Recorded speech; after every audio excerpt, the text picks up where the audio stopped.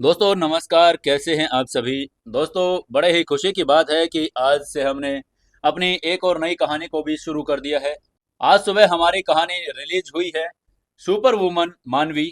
और अभी अपनी शाम को 6 बजे ये जो कहानी है, नई कहानी, ये भी रिलीज होने जा रही है। बड़े ही खुशी की बात है कि आज ही के दिन हम दो कहानी शुरू कर रहे हैं। तो दोस्तों, इन कहानियों को ज़्यादा से ज़्यादा शेयर जरूर करना यार। और जब भी आप सुने कहानी को लाइक जरूर कर देना। और जब भी आप चैनल सुकून एफएम के साथ जुड़े तो अपने चैनल को सब्सक्राइब जरूर कर लेना। आज हम यहाँ 6 बजे शुरू करने जा रहे हैं अपनी नई कहानी, लव हैकर। बहुत ही इंटरेस्टिंग स्टोरी है और बहुत ही हैकिंग वाली स्टोरी है। आप लोगों को बड़ी अच्छी लगेगी। तो मैं चाहता हूँ कि कहानी को आप बड़े ही इत्मीनान और प्यार से सुने।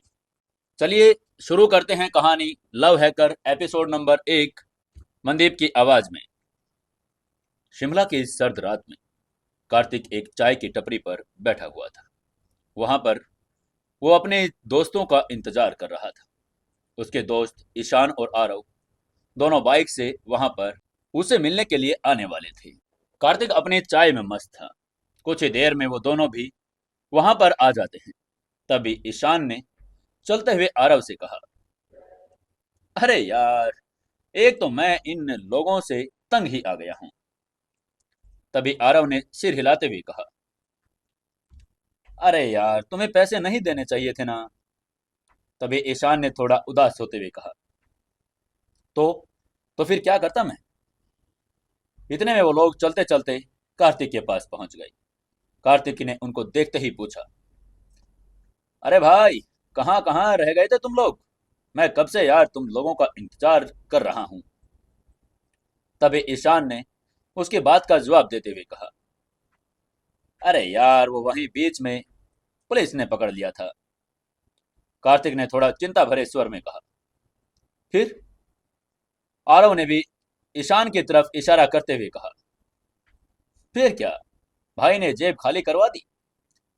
कार्तिक ने हैरान होते हुए कहा, क्यों, तुमने ऐसा क्यों किया, तुमने पैसे क्यों दिए। ईशान ने दुख भरी आवाज में कहा, अरे भाई, जब उनका डंडा पड़ता है ना तो अच्छों अच्छों की जेब खाली हो जाती है।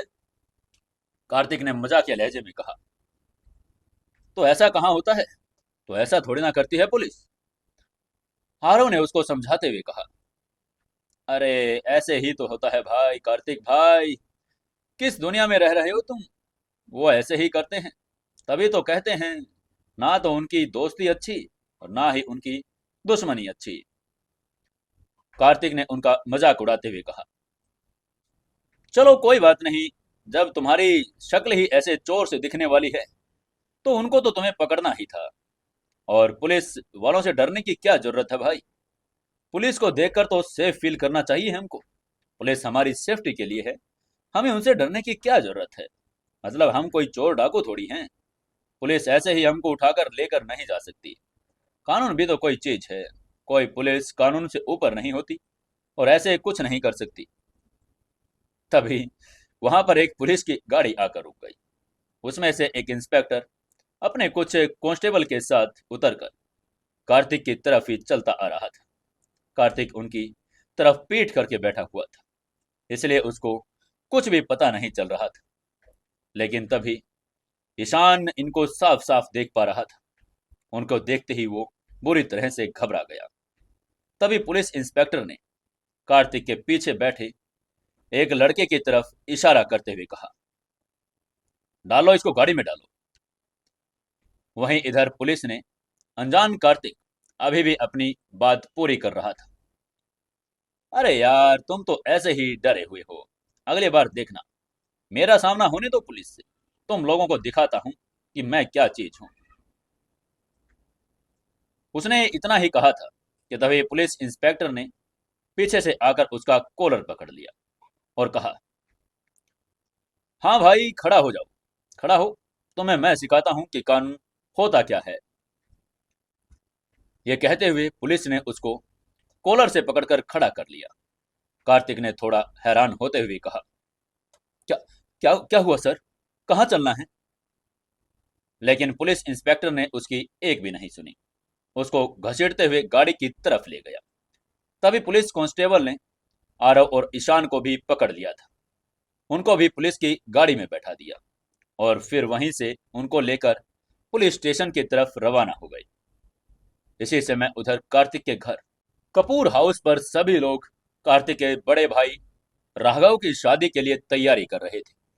2 दिन बाद राघव की शादी आरोही मेहता के साथ होने वाली थी।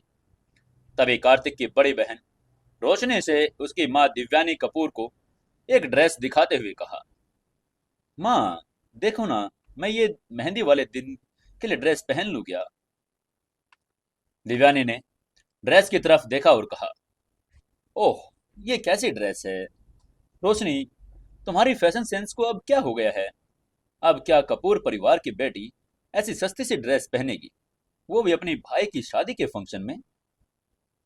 तभी एक साइड में बैठे प्रकाश कपूर, जो शादी की अरेंजमेंट का हिसाब किताब बना रहे थे, उन्होंने अपनी बेटी रोशनी से कहा, रोशनी बेटा, पहले अपने बेटे को खाना खिलाओ, बेचारा कब से भूखा रो रहा है। रोशनी ने भी तुरंत हाँ में सिर हिला दिया और कहा, जी पापा, और अपने बेटे के पास चली गई। उसको चम्मच से खाना खिलाने लगी। तभी प्रकाश ने मजाक भरे अंदाज में कहा, अरे मुझे तो भाई आजकल के ये माँ बाप की समझ में नहीं आती।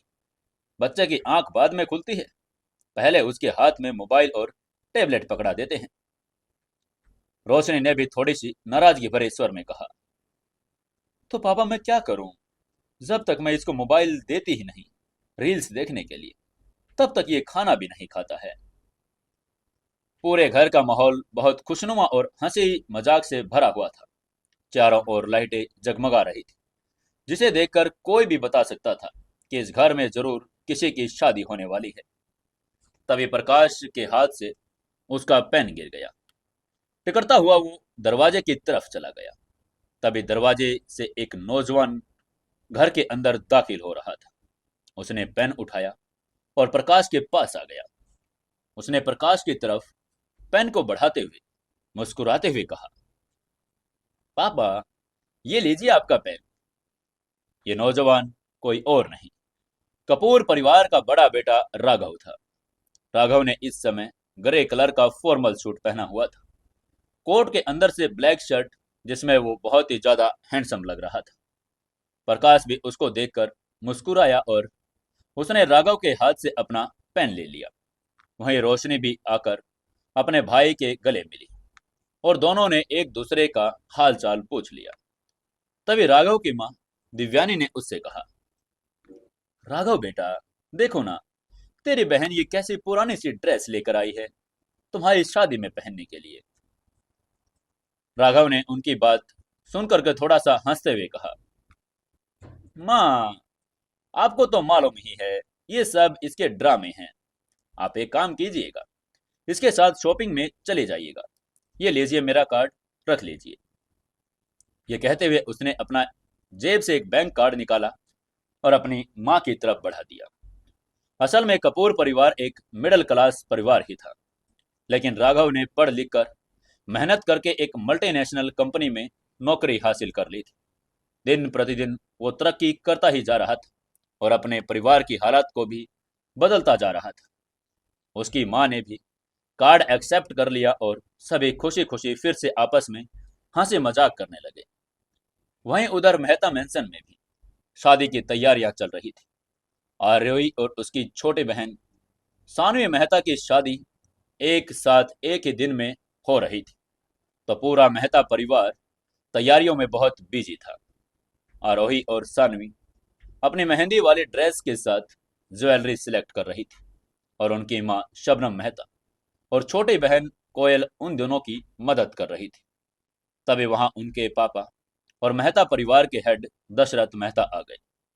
दशरथ ने खुश होते हुए कहा, अरे वाह, क्या बात है, आज तो मेरी तीनों राजकुमारियां बड़ी खुश लग रही है। फिर उनके पास आकर सोफे पर बैठते हुए वो आगे बोले, बाबा के घर जी सुना करके चली जाओगी? कितना तरसूंगा मैं तुम लोगों की आवाज सुनने के लिए। तभी आरोही ने उनको दिलासा देते हुए कहा, बाबा, आपको उदास नहीं होना है और मैं आपकी बेटी पहले हूं, बाद में कुछ और। ये कहते हुए उसने सानवी की तरफ इशारा करते हुए आगे कहा, वैसे भी मैं आपके दिल और जिंदगी से तो नहीं जा रही ना, इसका खैर मुझे नहीं पता है। तभी सानवी ने हंसते हुए कहा, चुप करो तुम बाबा, मैं भी कहीं नहीं जा रही। उन दोनों की बात पूरी होते ही कोयल ने अपने पापा की तरफ देखते हुए कहा, वैसे बाबा, आपकी छोटी राजकुमारी तो आपके पास यही है। मैं आपको कभी भी अकेला महसूस नहीं होने दूंगी। जाने दो इन दोनों को, कोई बात नहीं। सानवी ने बीच में ही उसकी टांग खींचते हुए कहा, ओह, तुम तो राजकुमारी नहीं, डायन हो, डायन। कोयल ने उसकी बात पर नाराज होते हुए अपने बाबा से कहा, बाबा देखिए ना, ये आपके सामने ही मुझे डायन कह रही है। तभी दशरथ ने मुस्कुराते हुए कहा, अरे अरे भाई, तुम तीनों ही तो मेरी आंखों का तारा हो, तुम मेरी शहजादियां हो। तुम तीनों को देख देख कर ही तो मैं जीता हूँ। पूरा मेहता मैंशन भी शादी की खुशियों से भरा हुआ था। वहीं उधर कपूर विला में सभी अभी अभी हंसी मजाक कर रहे थे। तभी रोशनी ने उन सभी से पूछा, अरे ये कार्तिक कहाँ रह गया, अभी तक घर पर क्यों नहीं आया। उसने इतने पूछा ही था कि तभी घर का लैंडलाइन फोन बज उठा। रोशनी ने जल्दी से फोन उठा लिया। सबकी नजर रोशनी पर ही टिक गई थी। सभी उसके कुछ बोलने का इंतजार कर रहे थे। वहीं रोशनी ने अपने कान पर फोन लगाते हुए कहा, जी हेलो। दूसरी तरफ से एक भारी सी आवाज आई, हेलो, क्या यह कपूर विला का नंबर है। रोशनी ने सिर हिलाते हुए जवाब दिया, जी हाँ, ये कपूर विला ही है। दूसरी तरफ से वही भारी आवाज फिर से आई, जी मैं पुलिस स्टेशन से सीनियर कांस्टेबल अर्पित बात कर रहा हूँ। क्या मेरी बात राघव कपूर से हो सकती है। रोशनी ने चौंकते हुए कहा, क्या, पुलिस स्टेशन। उसके मुंह से पुलिस स्टेशन सुनकर सब लोग अलर्ट हो गए थे और कंफ्यूजन भरी नजरों में उनकी तरफ देखने लगे। तभी फोन की दूसरी तरफ से वही भारी सी आवाज फिर से आ गई, जी हमने कार्तिक कपूर को गिरफ्तार किया है। क्या आप हमारी बात राघव कपूर से करवा सकती हैं। हमें कार्तिक के बारे में उनसे कोई बात करनी है।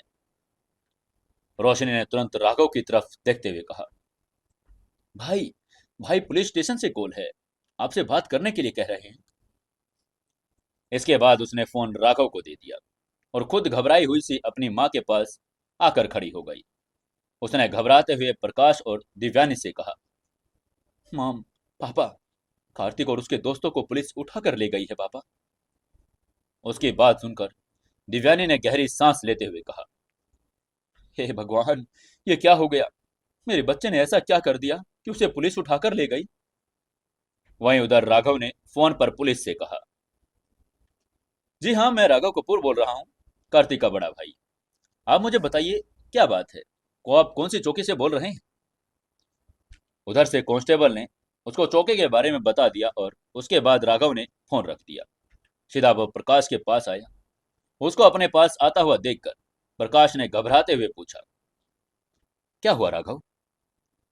राघव ने उसकी बात का जवाब देते हुए कहा, पापा, वो कार्तिक और उसको दोस्तों को चौकी वाले उठा कर ले गए हैं किसी फ्रॉड के चक्कर में। इसलिए उन्होंने अब चौकी पर बुलाया है उसको छुड़वाने के लिए। तभी दिव्यानी ने घबराते हुए कहा, राघव जल्दी जाओ ना बेटा, पता नहीं किस हालत में होगा मेरा बेटा।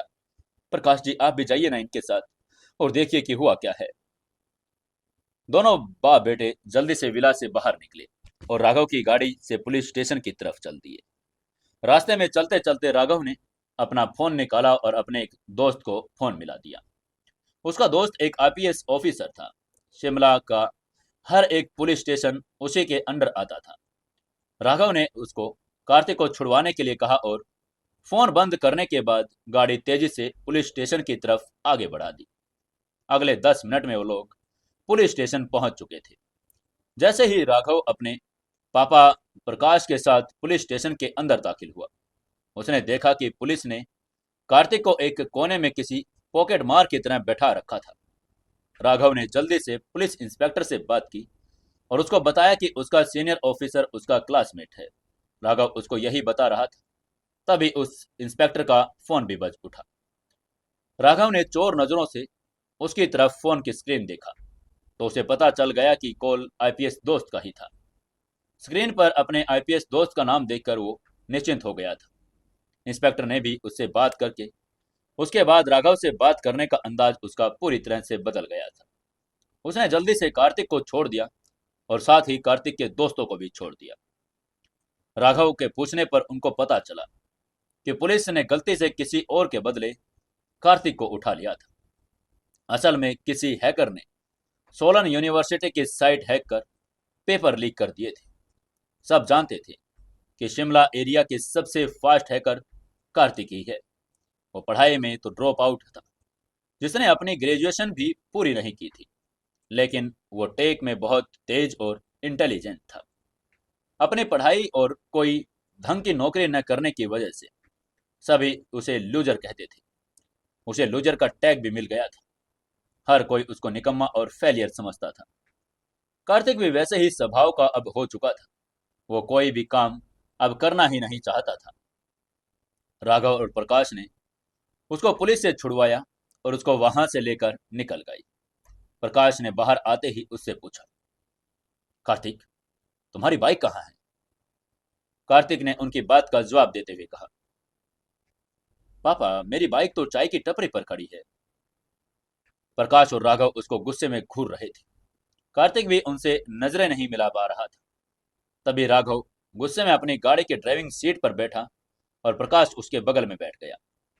कार्तिक उनके पीछे बैठ गया। राघव ने गाड़ी चाय की टपरी की तरफ घुमा दी, जहां कार्तिक की बाइक खड़ी थी।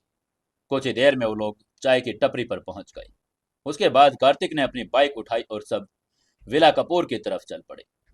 कार्तिक उनकी गाड़ी के आगे आगे अपनी स्पोर्ट्स बाइक तेजी से चला रहा था। वो उनसे पहले घर पहुंच गया था। कार्तिक ने अपनी बाइक पार्क की और घर की घंटी बजी और किसी के दरवाजा खोलने का इंतजार करने लगा। जब तक कोई दरवाजा खोलता, राघव और प्रकाश भी घर पहुंच चुके थे। राघव ने गाड़ी पार्क की। दोनों विला के एंट्री गेट पर कार्तिक के बगल में आकर खड़े हो गए। वो उसके बगल में आकर खड़े हुए थे, तभी रोशनी और दिव्यानी ने दरवाजा भी खोल दिया। दिव्यानी कार्तिक के पास आकर उसको ऊपर से नीचे तक देखने लगी। माँ का प्यार उमड़ आया था। उसने चिंतित होकर कार्तिक से पूछा, आ गया मेरा बच्चा, शुक्र है भगवान का, तुम्हें कुछ हुआ नहीं। इससे पहले कि कार्तिक उनकी बात का जवाब दे पाता, प्रकाश ने गुस्से में कहा, हाँ हाँ, आ गया तुम्हारा बच्चा तीर्थ यात्रा करके। हार मंगवाओ। बस यही दिन देखने को रह गए थे कि अपनी नवाब औलाद को पुलिस स्टेशन से छुड़वा कर लेकर आऊं। कार्तिक ने शर्मिंदा होते हुए उसकी बात का जवाब दिया, गलतफहमी में उठाकर ले गए थे पापा। मैं तो दोस्तों के संग टपरी पर चाय पी रहा था। प्रकाश ने वही मिडिल क्लास बाप की तरह बर्ताव करते हुए कहा, हाँ, टपरी पर बैठा देश का प्रधानमंत्री बनने की प्लानिंग कर रहा था तू।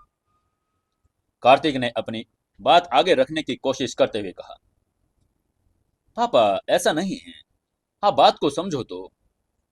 लेकिन प्रकाश उसकी एक भी बात सुनने के लिए तैयार नहीं था। उसने गुस्से में कहा, बस बस करो, मुझे तुम्हारी कोई बात नहीं सुननी है। हमारी बेइज्जती करवाने में और क्या रह गया है? मेरी 7 पुश्तों में किसी ने भी पुलिस स्टेशन का मुंह तक नहीं देखा था। यहाँ आज तुमने अंदर के दर्शन भी करवा दिए। तभी राघव ने भी कार्तिक की तरफ उंगली उठाते हुए कहा, कार्तिक, यह पहली और आखिरी बार है कि मैं तुम्हें पुलिस स्टेशन से छुड़वा कर लाया हूं। आगे से मुझसे कुछ ऐसा एक्सेप्ट मत करना। यह कहते हुए उसने गुस्से में दिव्यानी की तरफ देखते हुए कहा, मम्मा, आप देखो ये कितना एम्बेरेसिंग था। मैं अपने कॉन्टेक्ट से कॉल करके कह रहा हूं कि मेरे भाई को पुलिस उठा ले गई है, उसको छुड़वा दो। रिडिकुलस यार। यह कहते हुए वो विला के अंदर चला गया। कार्तिक बस उसको शर्मिंदा और निराश होकर देखता रह गया। वहीं दिव्यानी और रोशनी उसको ध्यान से देख रही थी। उनको चिंता हो रही थी, कहीं कार्तिक को पुलिस ने मारा तो नहीं था। दिव्यानी ने फिर चिंता में पूछा, बेटा बेटा, कहीं पुलिस ने तुमको मारा तो नहीं ना? इससे पहले कि कार्तिक अपनी बात का जवाब दे पाता, प्रकाश ने गुस्से में कहा, पुलिस ने तो इसको नहीं मारा, लेकिन मैं इसको छोड़ूंगा नहीं। ये कहते हुए वो उसको थप्पड़ मारने के लिए आगे बढ़े। लेकिन तभी दिव्यानी और रोशनी ने बीच में आते हुए उसको कुछ भी करने से रोक दिया और रोशनी प्रकाश को शांत करते हुए अंदर ले गई। प्रकाश ने जाते हुए भी गुस्से में कहा, दिव्यानी इसको अंदर लेकर आओ, मैं देखता हूं आज इसको। कार्तिक ने अपना गुस्सा देखते हुए भोला सा बनते हुए दिव्यानी से कहा, मम्मा मम्मा मैंने कुछ भी नहीं किया है, मैं तो बस वहां अपने दोस्तों के साथ बैठा था। दिव्यानी उसको पकड़कर अंदर ले गई। उसने उसको शांत करवाने की कोशिश की और साथ ही अपने पति का गुस्सा ठंडा करने के बारे में भी सोचने लगी। लिविंग रूम में जाते ही उसने प्रकाश से कहा, सुनिए, प्लीज आराम से बात कीजिए ना, देखिए ना बच्चा कितना डरा हुआ है। उसकी बात सुनकर कार्तिक की हंसी छूट गई। उसको ऐसे हंसता हुआ देखकर प्रकाश को और भी गुस्सा आ गया था। उसने गुस्से में कहा, डरा हुआ है? मुझे तो ये कहीं से डरा हुआ नहीं दिख रहा। मैं तुम लोगों को बता रहा हूं, मुझे ये कल से अपने उन लोफर दोस्तों के साथ घूमता हुआ नजर नहीं आना चाहिए। अपना काम धंधा में दिमाग लगाई। ये कहते हुए वो कार्तिक की तरफ घूमा और कहा, सोना बरखुदार, अगर मैंने तुम्हें कल तुम्हारे उन दोस्तों के साथ घूमते हुए देख लिया तो मुझसे बुरा कोई नहीं होगा। हाँ, कल से तुम मेरे साथ शादी की अरेंजमेंट करवाओगे। सुबह मेरे उठने से पहले गाड़ी सर्विसिंग के लिए ले जाना। अगर अब तुमने कोई गलती की तो मैं तुम्हारी पॉकेट मनी भी बंद कर दूंगा। कार्तिक ने हाँ में सिर हिला दिया। कुछ देर और गाली खाने के बाद वो अपने रूम में चला गया और अपने बेड के ऊपर औंधे मुंह लेट गया। उसको इस माहौल में अब डेली की आदत हो चुकी थी। रोज उसकी ऐसे ही किसी न किसी बात पर लेकर क्लास लगती रहती थी। उसको पहले तो बुरा लगता था, लेकिन अब उसको इस सब की आदत हो चुकी थी। वहीं इसी वक्त राघव अपने रूम में अपने गुस्सों को शांत करने के लिए इधर से उधर चक्कर काट रहा था। तभी उसका फोन बज उठा। उसने फोन की स्क्रीन देखी तो आरोही का कॉल था। आरोही का नाम स्क्रीन पर देखते ही उसके चेहरे पर मुस्कान आ गई। उसने तुरंत कॉल अटेंड की और फोन कान पर लगाते हुए कहा, हेलो। उधर से आरोही ने अपनी प्यारी आवाज में कहा, मैं काफी देर से आपको कॉल कर रही थी, कहाँ थे आप? मेरा कॉल अटेंड क्यों नहीं कर रहे थे? राघव ने अपने माथे पर हाथ फिराते हुए कहा, अरे मत पूछो, वो कार्तिक, वो उसको स्टेशन वाली बात नहीं बता सकता था, इसलिए उसने तुरंत बात को बदलते हुए कहा, वो कार्तिक के साथ कुछ काम के लिए निकल गया था। आरोही ने उसकी मजबूरी को समझते हुए कहा, चलो कोई बात नहीं। अच्छा, वो मैंने आपके लिए एक शेरवानी पसंद की है जो मेरे लहंगे के साथ मैच करती है। क्या आप कल सुबह उसकी फिटिंग करवाने के लिए शोरूम आ जाएंगे? राघव ने उसकी बात पर थोड़ा भाव खाते हुए कहा, कल तो यार मैं बिजी हूँ, लेकिन अगर तुम कह रही हो तो जरूर आऊंगा। उसकी बात सुनकर आरोही के चेहरे पर भी समाइल आ गई। उसने थोड़ा ब्लश करते हुए कहा, और हाँ, एक बात और थी। वो बाबा कह रहे थे कि हमारे यहाँ एक रिवाज है कि दूल्हे के कपड़े लड़की वाले देते हैं, लेकिन वो कह रहे थे कि आपने बाकी तो कुछ लेने से मना कर दिया, लेकिन अब कपड़े लेने से प्लीज मना मत कीजिएगा। लेकिन राघव ने एरोगेंटली उसकी बात का जवाब देते हुए कहा, कपड़े? आरोही, मैं जो कपड़े पहनता हूँ वो सब इम्पोर्टेड होते हैं। मेरी सारी ड्रेसेस कस्टमाइज होती है। मैं यहाँ लोकल ब्रांड के कपड़े नहीं पहनता हूँ।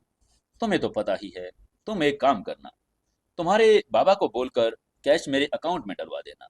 बाकी सामान जो मैंने कहा था कि पैसे ही डलवा देना, और इसके पैसे भी। तुम समझ रही हो ना कि मैं क्या कह रहा हूँ आरोही?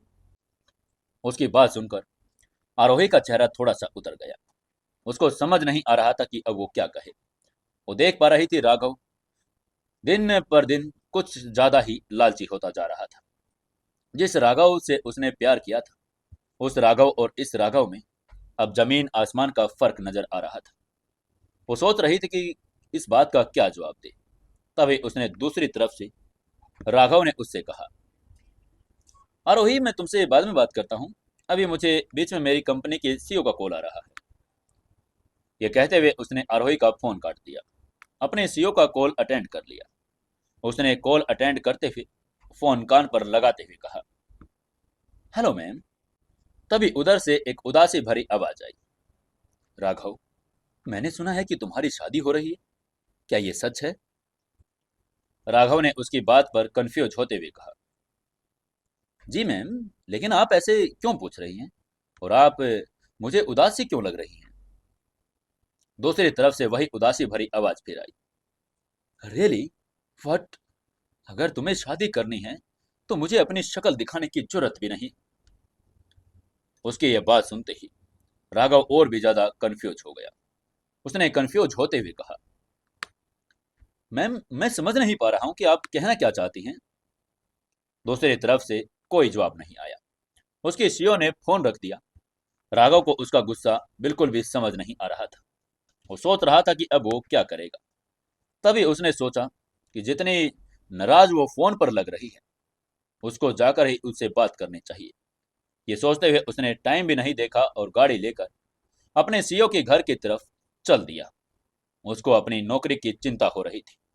नहीं उसको समझ आ रहा था कि उसकी बॉस उसको क्या कहना चाहती है।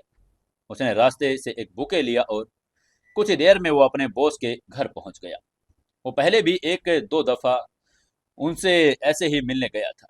जैसे ही वो अपने बॉस के घर पर पहुंचा तो उसको उसकी सर्वेंट से पता चला कि उसने अपने आप को कमरे में बंद किया हुआ है और सीईओ मैडम बहुत ज्यादा गुस्से में थी। राघव तुरंत उनके रूम के पास पहुंचा और दरवाजा खटखटाया। उसकी बॉस ने उसकी आवाज सुनते ही कमरे का दरवाजा खोल दिया। अपने बॉस को देखते ही उसने कहा, लावण्या मैम, क्या बात है, आप इतनी गुस्से में क्यों हैं? उसके बॉस का नाम लावण्या त्रिपाठी था। वो बहुत ही ज्यादा खूबसूरत और अट्रैक्टिव थी। बिजनेस वर्ल्ड में वो ब्यूटी क्वीन के नाम से मशहूर थी। उसका हॉट फिगर किसी को भी अपनी तरफ आकर्षित कर सकता था। उसने अभी एक नाइट वियर पहना हुआ था और होठों पर लाल लिपस्टिक लगाई हुई थी। उसके चेरी होठ देखकर किसी का भी उनको चूमने का दिल करता था, लेकिन फिर भी वो आरोही का मुकाबला नहीं कर सकती थी। उसकी सिंपलिसिटी उसकी अलग ही पहचान थी। लावण्य ने रूम में बाहर आते ही कहा, you are getting married? Raghav ने फिर कंफ्यूजन में पूछा, लेकिन मैं ईमानदारी से कहूं तो मुझे समझ नहीं आ रहा कि मुझसे गलती क्या हुई है। अब मुझे अपसेट क्यों लग रही है? लावण्य ने उसकी तरफ देखते हुए निराशा भरी आवाज में कहा, अपसेट लग रही हूँ? You telling me that you are getting married और आप कह रहे हैं कि मैं आपको अपसेट लग रही हूँ? राघव ने और ज्यादा कंफ्यूजन में कहा, मैम मैं आपको। इससे पहले कि वो अपनी बात पूरी कर पाता, लावण्य ने उसको बीच में रोकते हुए कहा, प्लीज मैम नहीं, लावण्या, 5 years। ये कहते हुए उसने एक गहरी सांस लेते हुए आगे कहा, 5 years? 5 years you never felt anything? कहीं ये वन साइडेड तो नहीं था? राघव ने थोड़ा खांसते हुए कहा, मैम आप मेरी बॉस हैं, इस कंपनी की CEO, Tripathi group of business की मालकिन हैं। एक मामूली सा एम्प्लॉय हूं मैं। लावण्य ने उसकी बात को तुरंत कैच करते हुए कहा, मामूली सा employ? You really think you are employ for me? कभी आपको नहीं लगा कि मैंने आपको सबसे ज्यादा इंपॉर्टेंस दी? Always prefer you over everyone in the office. तभी राघव का फोन बजने लगा। राघव ने जैसे ही फोन की स्क्रीन देखी, आरोही का कॉल था। तभी लावण्य ने जब देखा कि वो उसकी बात सुनने के बजाय अपने फोन की तरफ देख रहा है तो उसने गुस्से में कहा, could you put that side please? Raghav उसका गुस्सा देखते ही अपने फोन को साइलेंट करके अपनी पॉकेट में उसने रख दिया। फिर लावण्य की बात सुनना उसने शुरू कर दिया। लावण्य ने अपनी बात को कंटिन्यू करते हुए कहा, मैंने मैंने तुम्हें राघव हमेशा इंपॉर्टेंस दी। आपका असिस्टेंट मैनेजर से लेकर सीनियर मैनेजर तक जितना भी सफर गुजरा, जितनी भी आपकी जर्नी है, आपको कभी रियलाइज नहीं हुआ? राघव ने तभी एकदम गहरी सांस लेते हुए कहा, मैम, सॉरी लावण्या, लेकिन मुझे ऑनेस्टली कभी भी ऐसा हार्डवर्क और डेडिकेशन पसंद आया है। मुझे नहीं पता था। लावण्य ने तुरंत उसका जवाब देते हुए कहा, obviously, like everything about you, I adore your hard work, I appreciate your work, everything about you, I like you Raghav, I like you. ये कहने के बाद वो अपने रूम का दरवाजा बंद करने लगी, लेकिन राघव ने उसको बीच में ही रोक लिया। लावण्य की आंखों में आंसू आ गए थे। तभी लावण्य की नजर राघव के हाथ में पकड़े हुए बुके पर पड़ी। उसने फूलों की तरफ इशारा करते हुए कहा, मैंने तुम्हें धमकी दी थी, तुम मुझे खुश करने के लिए फिर से फूल लेकर आए हो। राघव ने तुरंत होश में आते हुए और मौके का तलाश करते हुए कहा, नहीं लावण्या, ये फूल तो तुम्हें मनाने के लिए नहीं बल्कि प्यार का इजहार करने के लिए लेकर आया हूं। लावण्य ने उसकी बात सुनकर हैरान होते हुए कहा, व्हाट? राघव ने थोड़ी उसकी तरफ आगे बढ़ते हुए कहा, लावण्या, क्या आप मुझसे शादी करेंगे? क्या हो गया था ये? ना ही खुद राघव और ना ही लावण्या को ये चीज समझ आ रही थी कि आखिर राघव ने ये क्या बोल दिया था। उससे की तो शादी पहले ही हो रही थी और अब राघव ये क्या करने जा रहा था। क्या होगा आगे इस कहानी में? दोस्तों, जानने के लिए जुड़े रहिए अपनी इस कहानी के साथ और चैनल को सब्सक्राइब जरूर कर लें। ज़्यादा से ज़्यादा दोस्तों तक अपनी कहानी को शेयर जरूर करें और एक लाइक और एक कमेंट करके जरूर बताएं कि पहला एपिसोड आपको कैसा लगा।